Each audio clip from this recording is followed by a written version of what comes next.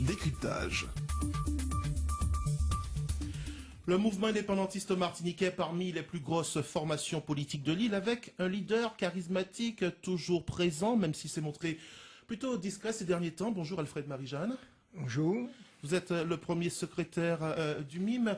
On a entendu la semaine dernière, avec ce remaniement ministériel, Marie-Luce Panchard, la ministre de l'Outre-mer, qui a dit qu'elle allait accentuer davantage son travail pour nos régions. Et puis Dominique de Villepin, l'ancien Premier ministre, qui disait que cette Outre-mer n'était pas assez visible, assez représentée, assez prise en considération. Ça vous fait quoi comme réaction, vous qui fréquentez assidûment les bancs de l'Assemblée nationale? J'ai mal à mon pays. Et je vais évoquer très simplement la visite, avec tout le respect que je lui dois, de M. Dominique de Villepin. C'est vrai qu'il avait pris comme prétexte de venir en Martinique rendre un hommage, comment dire, appuyé à l'œuvre littéraire d'Aimé Césaire. Mais j'ai insisté, et c'est mon analyse à un trapéziste de démagogie, de haute démagogie. Comment on peut me faire avaler les faits? Quelles que soient les initiatives qui ont été prises pour faire un livre, pour inviter les élèves des collèges, in fine, les gens se dressent pour chanter la Marseillaise comme s'il était déjà élu président de la République. Ça vous a surpris de voir les centaines d'élèves martiniquais chanter la Marseillaise? C'est pas ça. C'est la valeur symbolique de ce geste. Cela veut dire on rend un hommage à un homme qui sera président alors qu'il n'est même pas encore candidat. C'est ça le fond de l'aliénation. Et ça veut dire quoi également? Césaire sert de bol à couverture. Passez-moi l'expression à tout un chacun, actuellement. C'est par lambeaux que l'on apporte ça des pour justifier toutes les vilenies. Ça, c'est grave. Je dis c'est très grave. Enfin, je dirais, on risque de froisser certaines personnes. Ça se passe dans quel lycée? Le lycée France Fanon. Il ne s'agit pas d'opposer France Fanon à Césaire.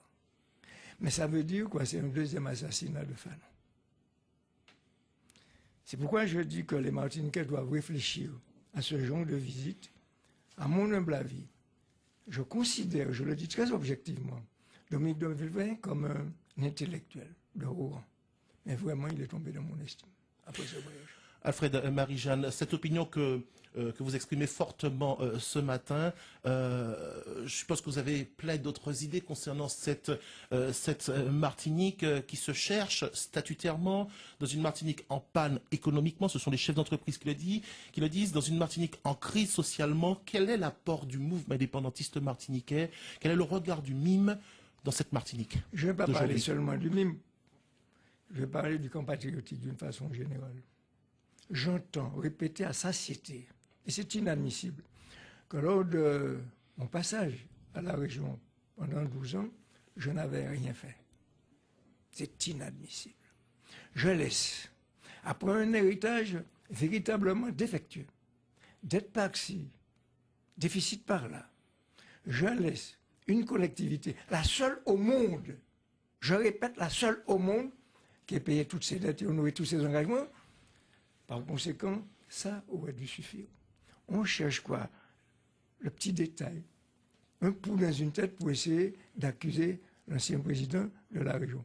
J'ai dit que c'est dégradant pour ces gens-là. On tombe dans l'insignifiance. Pourtant, cette nouvelle équipe dit, Alfred Marie-Jeanne, qu'il était temps qu'elle arrive au pouvoir pour pouvoir mettre cette Martinique enfin au travail, avec ce fameux plan de relance. Vous en pensez quoi, ce plan de relance, 8-9 mois après? J'ai entendu, comme vous, des promesses fallacieuses. Par coup de baguette magique, on crée 5000 emplois, d'un seul coup. On oublie que dans le même temps, l'ancien maire de Fort-de-France a licencié au moins une centaine de personnes par an pendant 9 ans. Je n'ai jamais critiqué. Deuxièmement, il y a eu un premier plan appelé plan d'urgence. Ce plan d'urgence, c'est quoi? C'est uniquement le plan que vous connaissiez déjà, qui était là, un peu avant moi que Jamelo, qui s'appelle Lettre du Conseil régional aux communes. C'est pas plus que ça. Il s'est servi par contre. 62 dossiers de la ville de Fort-de-France ont été captés et on demande à la région de financer copieusement les dossiers de Fort-de-France. Très bien. Au détriment, je dis bien, de certaines autres collectivités. C'est la réalité. Et puis enfin, ces jours-ci, on parle de plan de relance. Il ne faut pas oublier que pendant la campagne, il avait promis 250 millions d'euros. Ça fait longtemps que monde tournait. Qu'il y avait un matelas à la région. Il n'y a pas de matelas à la région. Il n'y a jamais eu de matelas à la région. Donc c'est que de la communication de la part de l'actuelle équipe. Mais bien sûr. Vous savez qu'actuellement, Internet, c'est comme dire la langue des autres, la pire et la plus belle des choses. Par conséquent, on peut faire dire à Internet tout ce que l'on veut. Ce qu'il faut, c'est chercher. Et quelquefois, si j'ai eu quelques contradictions avec les journalistes, je le dis très sincèrement, c'est pas à ce niveau-là, c'est au niveau de la recherche. Il faut vous investir, ne pas dire, ne pas laisser dire, colporter n'importe quoi, sans l'avoir un tantinet vérifié. Avant de sombrer dans une nouvelle leçon de journalisme, Alfred Marie-Jeanne, voyons un peu une maintenant. Réalité. Voyons maintenant. 8 mois que je n'ai jamais été. Vous avez plutôt été sollicité. Je suis un revenant. Vous avez été sollicité. Dans mon propre pays, je suis un revenant. Vous avez je été n'ai pas sollicité à laissé. plusieurs reprises, en tout cas pour cette émission, Alfred Marie-Jeanne. Aujourd'hui, quel est l'apport du MIME? Quelles sont les propositions que vous pourriez faire, Alfred Marie-Jeanne, pour que la Martinique puisse regarder devant différemment, puisqu'apparemment, d'après ce que vous dites... Je crois que j'ai été porteur, aussi bien que les autres, de 2 dossiers. Un dossier économique, on l'a bien vu à l'œuvre, un dossier politique. Les deux vont ensemble. Aujourd'hui, vous êtes dans l'opposition. Je continuerai comme ça. Je ne suis pas un militant d'occasion. Par conséquent, je ne vais pas changer de braquet à ce niveau. Au contraire, si je change de braquet, c'est pour accélérer l'allure et la vitesse. Je répète, il faut les deux. C'est bien nous, c'est bien moi en particulier, qui ai à 2 reprises sollicité le président de la République française pour qu'il y ait une consultation populaire, démocratique. On ne peut pas faire ce reproche-là. Parce que j'admets, je pense que nous avons dans ce pays suffisamment de valeurs à tout niveau, et qu'il est important. En tout cas, vous écoutez Nicolas Sarkozy? Oui, en partie. Parce que... Et vous l'avez rencontré dernièrement le 8... au Palais de l'Élysée. Au Palais de l'Élysée. J'étais assis d'ailleurs à côté du nouveau président de la région. Vous avez pu discuter avec lui et vous lui avez fait part de votre vision de cette Martinique d'aujourd'hui, comme vous dit-il? Mais bien sûr, je lui ai dit que je le remerciais d'ailleurs. Il faut le dire. Je le remercie, pas pour tout ce qu'il a fait, mais parce qu'il nous a donné la clé USB qui nous permettait de consulter le peuple martiniquais. On oublie ça. C'est lui, en premier, en dernier ressort, qui décide. Qu'on le veuille ou non, c'est ainsi qu'est bâtie la Constitution. Très, très high-tech, Alfred Marie-Jeanne. On le constate, vous voyez, d'Internet de clés USB. On constate surtout que vous discutez beaucoup avec le président de la République française. Mais il faut discuter avec les présidents qui sont là. Je ne fais pas comme les autres, je ne fais pas de l'exclusion. Anciennement, avant mon arrivée à la région, c'était l'enfermement. Si les communistes étaient au pouvoir, on n'était pas communiste, on ne discutait pas avec le communiste. Si les socialistes étaient au pouvoir, on ne discutait pas. Nous avons dit que ce n'est pas comme ça.